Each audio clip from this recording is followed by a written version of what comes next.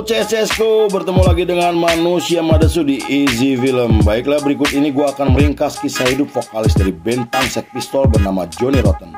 Selain dikenal karena penampilannya dan kontroversinya, ia juga dianggap sebagai ikon punk dunia. Oke CSCSku, sebelum kita mulai seperti biasa, kita intro dulu guys. Manakah kita mencari manusia, membotakkan mata, mengosongkan jiwa, saya kesunyian, tak lagi kau dengar. Inilah saatnya engkau melihatnya. Ikutlah bersamaku, berjalan bersamaku, dengan apa yang membara, dengan asap bermakna. Marilah harapan jadi kenyataan, marilah harapan jadi kenyataan. We're gonna revolt, we're gonna the throne. We're gonna live by country life butter.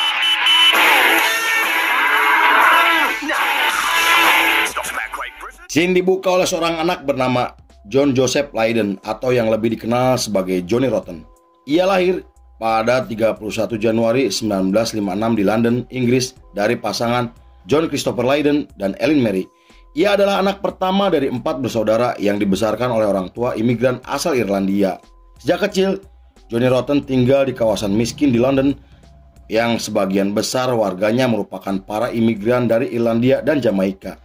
Ia menempuh pendidikan di sekolah Katolik dan mengidap kelainan tulang belakang yang membuatnya harus dirawat di rumah sakit selama 1 tahun. Ia juga harus menjaga adik-adiknya karena sang ayah jarang pulang dan ibunya sakit-sakitan. Selama masa penyembuhan, Johnny Rotten menggambarkan dirinya sebagai proses paling menyakitkan di dalam hidupnya. Ia mengalami mual, halusinasi, sakit kepala, dan hilang ingatan akibat cairan yang dimasukkan ke dalam tubuhnya. Hidup di lingkungan keras dengan tingkat kriminal yang tinggi membuat Johnny Rotten tumbuh menjadi anak yang nakal hingga bergabung dengan geng anak-anak. Saat itu ia sering nongkrong dan bermain di pinggir kawasan industri sampai berkelahi dengan anak-anak dari kelompok lain. Ia juga sering bolos sekolah yang membuatnya selalu dipukuli oleh sang ayah dengan batang kayu dan ikat pinggang. How did all that happen? I think you're trying to shock people. I don't give a shit. What? Am I not entitled to do what I want with my Freedom, own I think they body? call it. The hippies used to call it that. Pada usia 10 tahun, Johnny Rotten bekerja sebagai operator taksi mini untuk membantu ekonomi keluarganya. Ia mulai membuli anak lain sampai melawan guru karena tidak suka dengan sistem sekolah yang menurutnya sangat mengekang. Ia kemudian mewarnai rambutnya menjadi hijau untuk menunjukkan dirinya sebagai anak nakal dan pemberontak. Hal itu membuatnya sering bertengkar dengan ayahnya sampai dikeluarkan dari sekolah ketika umur 15 tahun setelah memukul gurunya. Karena hal itu, ia melanjutkan sekolah paket C dan mulai mendengarkan musik seperti Alice Cooper, The Stooges, dan David Bowie. Setelah lulus sekolah pada tahun 1973, ia memilih kuliah di Universitas Desain dan Teknologi yang kemudian menjalin pertemanan dengan Simon John Ritchie atau yang lebih dikenal sebagai Sid Vicious. Julukan Sid Vicious sendiri diberikan oleh Johnny Rotten setelah melihat hamster peliharaan ibunya. Persahabatan mereka menjadi semakin dekat sampai Sid sering mengajak Johnny Rotten untuk menginap di rumahnya. Bahkan pada tahun 1974, Sid dan Johnny Rotten memutuskan untuk berhenti kuliah yang menurutnya hanya buang-buang waktu. Mereka kemudian tinggal bersama di apartemen yang terletak di kawasan penuh dengan kejahatan. Apartemen mereka juga dekat dengan lokasi yang dihuni oleh komunitas hippie di mana mereka sering mengganggu, memalak, dan memukuli anggota dari kaum tersebut. Naughty boy. We don't. I'm the bass player. He never washes his feet. Di periode tersebut, ia menggunakan nama Johnny Rotten yang diberikan oleh teman-temannya. Menurut beberapa sumber, ia dijuluki Johnny Rotten karena jarang membersihkan mulutnya yang membuat giginya berubah warna menjadi hijau. Namun ada yang mengatakan jika julukan tersebut diberikan oleh Steve John setelah melihat gigi Johnny yang terlihat bau busuk. Di sisi lain, Johnny Rotten dan teman-temannya termasuk Sid mulai mengunjungi klub malam dan selalu berbuat rusuh di bar khusus kaum LGBT. Ia akhirnya bekerja di pabrik kayu sampai menjadi kuli bangunan namun dipecat karena tingkah lakunya yang selalu berkelahi.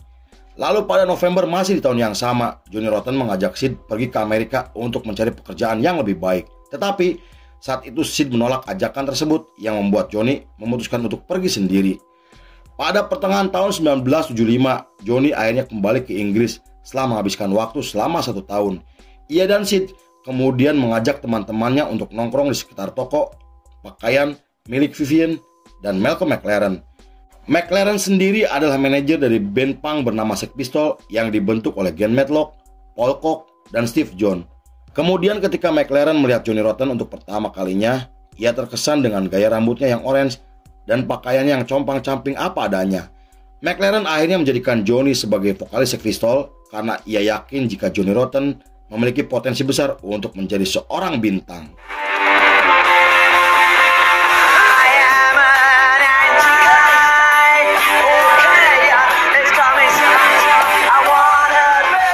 Bergabungnya Johnny ke dalam formasi membuat Sex Pistols berubah menjadi band punk bernuansa politik. Johnny Rotten menggambarkan dirinya sebagai seorang pasifis sejati yang kagum dengan sosok Mahatma Gandhi. Bahkan ia menulis lagu politik pertamanya berjudul Anarchy in the UK dan resmi dirilis pada tahun 1976.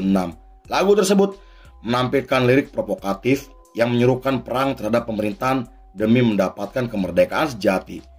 Menurut seorang jurnalis bernama John Robb, lagu tersebut menghubungkan punk dengan sikap nihilistik yang dilambangkan oleh frasa seperti seorang antikristus. Lagu tersebut juga menampilkan bagian politik punk yang sangat kuat dan memiliki dampak yang sangat besar. Pada 1 Desember masih di tahun yang sama, perilaku dan musik mereka menarik perhatian media nasional setelah melontarkan kata-kata kotor ketika tampil di acara televisi. Selain itu, Johnny Rotten mulai menjadi sorotan media karena statementnya yang dianggap kontroversial dengan menyebut jika tentara Irlandia dan organisasi paramiliter seperti dua geng mafia yang saling memukul. Saat itu, ia mengatakan jika dirinya yakin bahwa Inggris adalah dalang di balik konflik Irlandia Utara yang sedang berlangsung sejak tahun 1960-an. Beberapa minggu setelah itu, Sex Pistols tampil di klub legendaris selama 2 hari. Acara tersebut dianggap momen paling penting untuk perkembangan subkultur punk yang semakin membesar.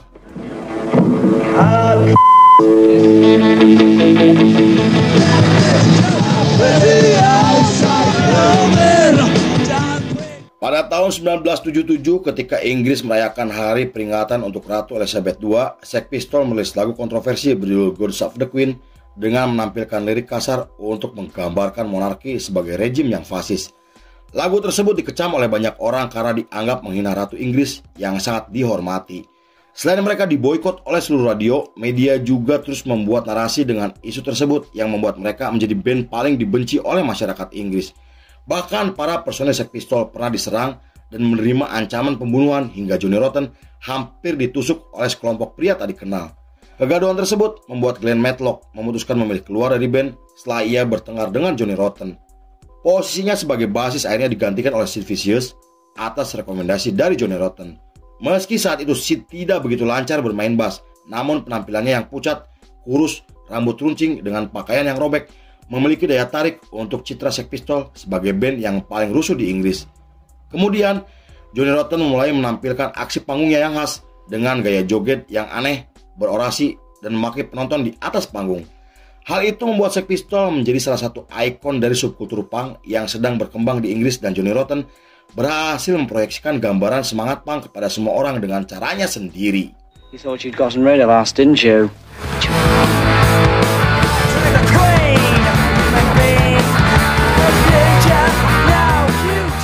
Beberapa bulan kemudian, McLaren sang manajer menjalin kesepakatan dengan E&M Records tanpa memberitahu Johnny dan teman-temannya. Sid dan Johnny kemudian melampiaskan kemarahannya dengan mendatangi kantor label tersebut dan berbuat rusuh dalam keadaan mabuk. Saat itu Sid memecahkan kaca dan menghancurkan wastafel toilet, sedangkan Johnny melecehkan hingga mengintimidasi seorang pegawai secara verbal. Beberapa bulan kemudian ketika Sex Pistols tampil di sebuah klub yang sangat terkenal, Johnny terlibat perkelahian dengan band lain yang membuat Sex Pistols dilarang untuk tampil di klub tersebut selama seumur hidup. Pada 28 Oktober masih di tahun yang sama, mereka merilis album pertamanya yang berhasil sukses secara komersial dan dianggap sebagai album paling penting dalam sejarah subkultur punk. Majalah Rolling Stone sampai menggambarkan jika album tersebut adalah rekaman paling menarik dan memiliki pengaruh besar untuk skena punk di seluruh dunia. Namun judul album mereka dikritik oleh Menteri Pendidikan karena dianggap berbahaya dan akan merusak moral anak bangsa. Selain itu, seorang pemilik toko kaset dituntut oleh organisasi penyiaran televisi karena memajang cover album dengan gambar yang dianggap sangat tidak pantas. Meski begitu, kasus tersebut akhirnya dibatalkan setelah pemilik toko menurunkan papan iklan dan mendatangkan seorang pengacara.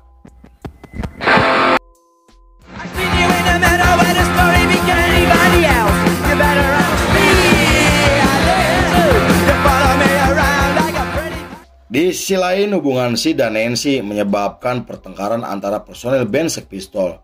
Kecanduan narkoboy Sid yang semakin parah membuat perilakunya semakin tidak karuan.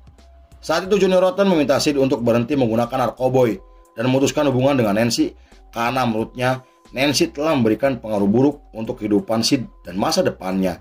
Namun ungkapan tersebut membuat Sid tersinggung hingga mereka berdua akhirnya bertengkar dan mulai tidak saling sapa.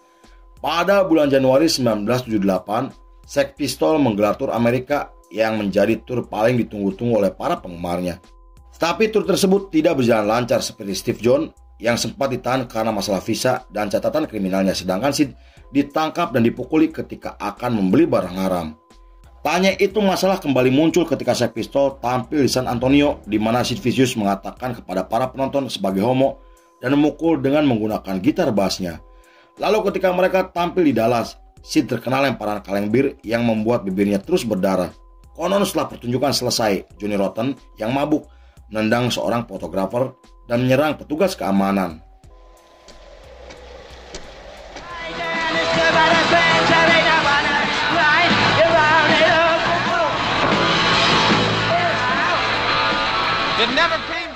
Setelah huru-hara yang terjadi selama tur di Amerika, Sid Vicious akhirnya ditangkap atas tuduhan pembunuhan Nancy, pacarnya. Johnny Rotten kemudian kembali membentuk band bernama PAL setelah membubarkan Sex Pistols yang ia anggap sudah tidak memiliki masa depan. Band PAL akhirnya merilis album pertamanya yang berhasil dan menerima banyak pujian kritis dari para kritikus musik.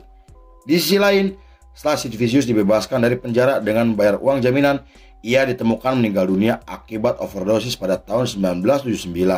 Kabar tersebut mengejutkan banyak orang termasuk Johnny Rotten yang membuatnya merasa sangat bersalah. Meski hubungan pertemanan dengan Sid Vicious sedang tidak baik, namun Johnny Rotten masih menganggap jika Sid sebagai sahabat dan teman masa kecilnya.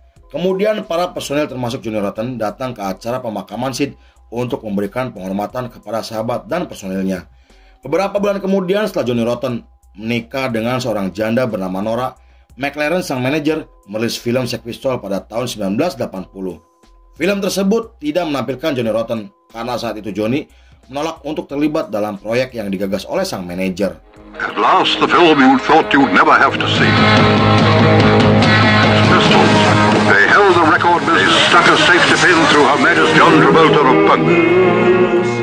Di sisi lain, setelah PAL menggelar tur dan merilis 3 album yang cukup dikenal, Johnny memulai karirnya sebagai aktor dengan tampil di film kriminal yang dirilis pada tahun 1983. Ia juga merilis lagu kolaborasi dengan seorang rapper Amerika yang mendapatkan banyak ulasan positif dari para kritikus musik. 8 tahun kemudian, tepatnya di tahun 1993, Johnny Rotten merilis buku pertamanya yang menceritakan tentang kehidupan selama bersama Sex Pistols. Tanya itu ia juga menjadi pembawa acara di radio yang saat itu sangat digemari oleh anak muda. Kehidupan Johnny semakin berubah menjadi lebih baik berkat dorongan sang istri yang selalu mendukungnya. Pada tahun 1997, ia akhirnya merilis album solo pertamanya yang diproduksi oleh label besar asal Amerika. Lalu pada tahun 2002, Sex Pistols akhirnya bersatu kembali untuk tampil di acara besar hingga menggelar tur Amerika Utara selama 3 minggu.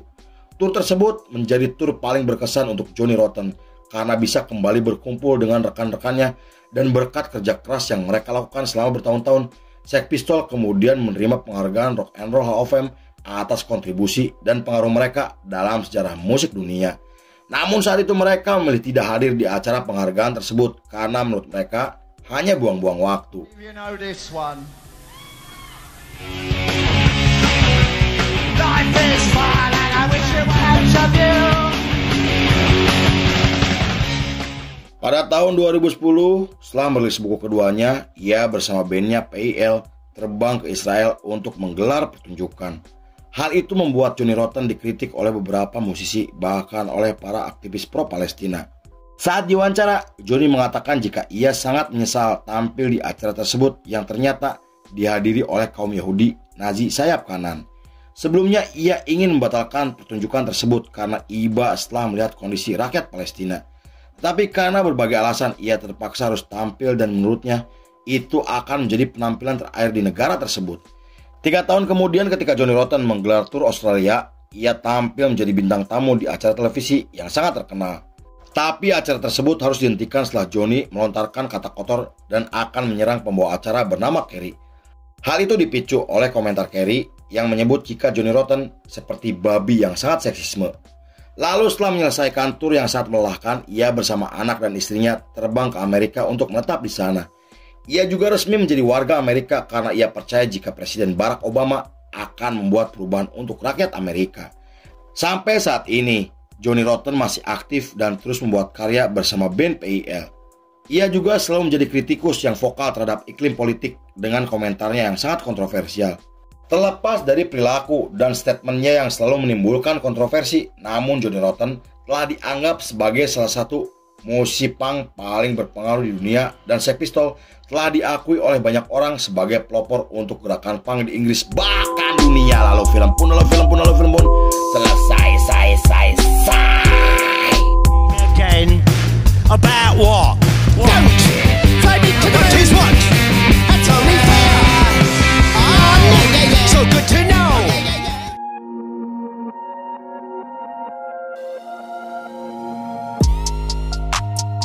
Jangan terima tatanan lama, singkirkan segera. Johnny Rotten. Oke, cecesku, terima kasih sudah menyaksikan ringkasan ini gak selesai. Saya beserta jajaran Berandal Malam kembali pamit undur diri, sampai jumpa di episode berikutnya. Bye bye hampura, bye bye CS ku.